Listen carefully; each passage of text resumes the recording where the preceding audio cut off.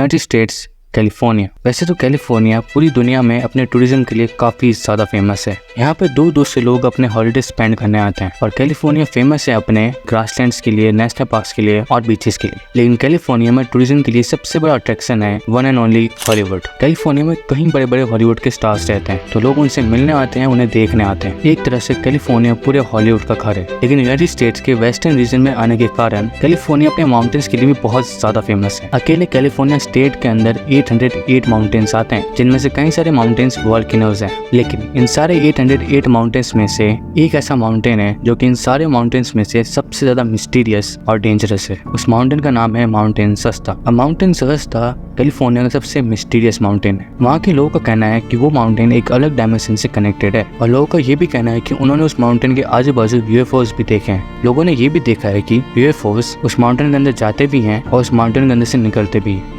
So the U.S. Forest Service posted this photo taken this week near Mount Shasta after an employee spotted the glowing orb.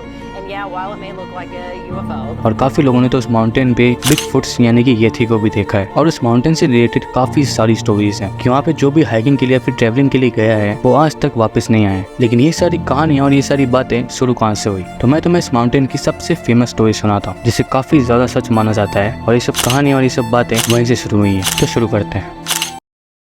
तो बात है 1904 की, जब California काफी under developed था और उस टाइम पे कैलिफोर्निया में गोल्ड रश पीरियड चल रहा था। ये टाइम कैलिफोर्निया के लिए एक ऐसा टाइम था जिस टाइम में कैलिफोर्निया में काफी सारी गोल्ड माइंस बन गई थी। और ये टाइम स्टार्ट हुआ था 24 जुलाई 1848, क्योंकि इस दिन पहली बार जेम्स डब्ल्यू मार्शल ने कैलिफोर्निया में गोल्ड ढूंढा था। और उसी टाइम से पूरी दुनिया में न्यूज फैल गई थी कि कैलिफोर्निया में काफी सारा गोल्ड है। और इसी टाइम में एक बहुत बड़ी गोल्ड माइनिंग कंपनी थी जिसने जेसी ब्राउन को कॉन्ट्रैक्ट दिया था गोल्ड माइनिंग का, वो भी माउंटेन सस्ता में। और जब जेसी ब्राउन ने माउंटेन सस्तान में अपनी माइनिंग का काम शुरू किया तो काफी टाइम तक तो काम बहुत सही चल रहा था। लेकिन एक दिन जब जेसी ब्राउन माइनिंग के अंदर खड्डा खोद रहे थे तो खड्डा खोदते खोदते उन्हें एक मिस्टीरियस सी टनल मिली जो कि काफी बड़ी थी। और जब वो उसके अंदर गए तो उन्हें एक दूर एक छोटी सी लाइट दिख रही थी, तो उन्होंने उस लाइट का पीछा किया और उन्हें उस टाइम पे महसूस हो रहा था कि वो रास्ता खत्म ही नहीं हो रहा है। लेकिन फाइनली 3 घंटे चलने के बाद उन्हें उस टनल का एंड मिला, जहाँ पे उन्होंने देखा कि उस टनल के एंड पे एक पूरा का पूरा गाँव है जो कि काफी बड़ा है। और जब उन्होंने उस गाँव को थोड़ा बहुत एक्सप्लोर किया